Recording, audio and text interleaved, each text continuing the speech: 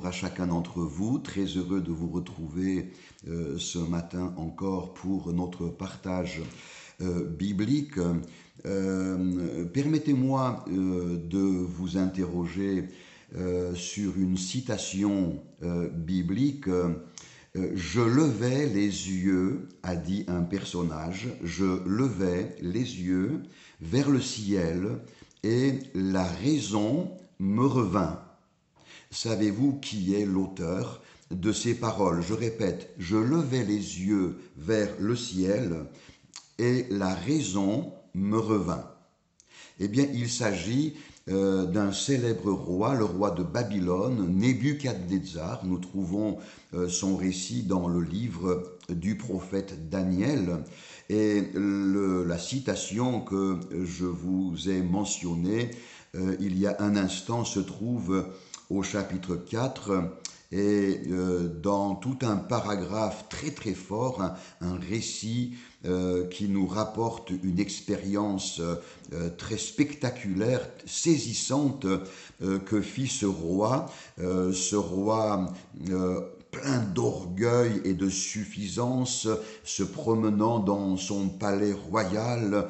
Il va publiquement se féliciter, n'est-ce pas ici Babylone la grande que j'ai bâtie par la puissance de ma force, pour la gloire de ma magnificence, un roi plein d'orgueil qui brusquement est frappé d'une maladie mentale qui le transforme en une sorte de bête avec des comportements absolument pitoyables. Une démence a saisi ce roi orgueilleux. Et puis, à un moment donné, la Bible dit, après le temps marqué, eh bien justement, moi, Nebuchadnezzar, je levai les yeux vers le ciel et la raison me revint. J'ai béni le Très-Haut, j'ai loué et glorifié celui qui vit éternellement. Et en fin de ce chapitre, le roi termine par ces paroles, maintenant, moi, Nebuchadnezzar, je loue, j'exalte et je glorifie le roi des cieux.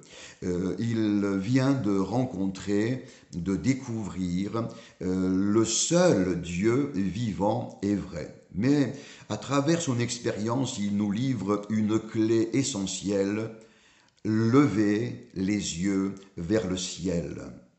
Lever les yeux vers le ciel a été l'attitude d'un bon nombre de personnages bibliques, les patriarches, les prophètes, les apôtres, Jésus lui-même, en des circonstances multiples, a levé les yeux vers le ciel.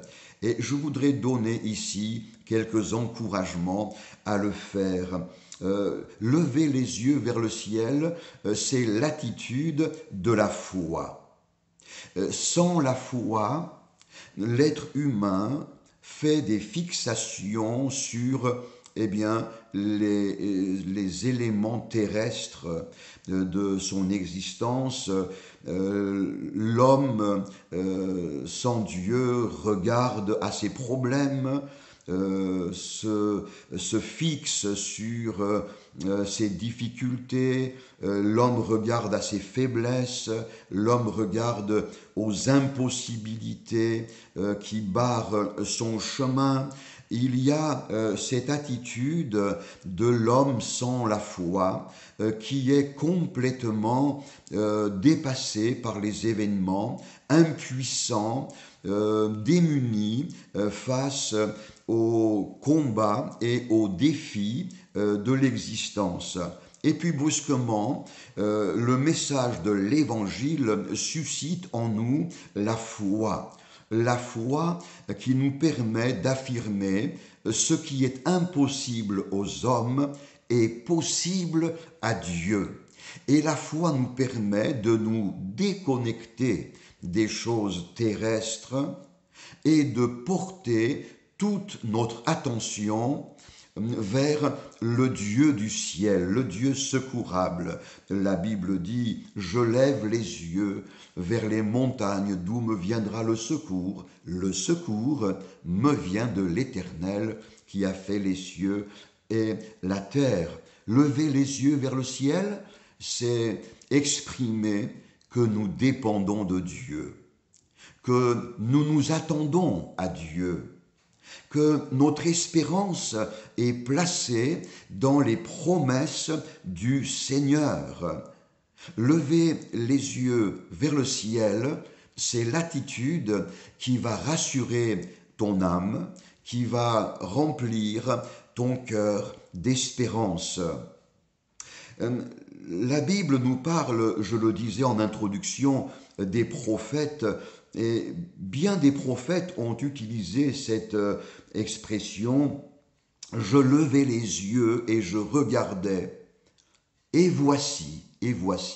Et Dieu leur révélait des événements futurs, leur vision spirituelle était comme éclairée par la connaissance de Dieu.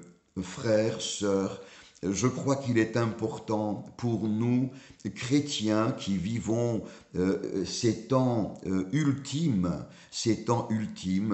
de lever nos yeux et de considérer ce qu'il se passe autour de nous, la politique, la géopolitique, la nature qui souffre grandement, les dérèglements climatiques, les pandémies, tous les événements qui secouent la terre, les phénomènes spirituels également, les courants de doctrine mensongères, des faussetés qui viennent perturber la foi des croyants, des doctrines selon lesquelles il faut croire maintenant d'une manière nouvelle, il faut entrer dans des démarches novatrices, des doctrines selon lesquelles une vie d'église n'est plus du tout en correspondance avec les temps actuels.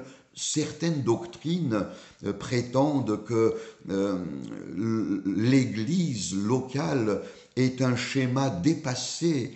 Eh bien, nous avons besoin de lever les yeux et de comprendre que derrière tous ces dérèglements, il y a l'accomplissement des signes annonciateurs du très prochain retour de Jésus.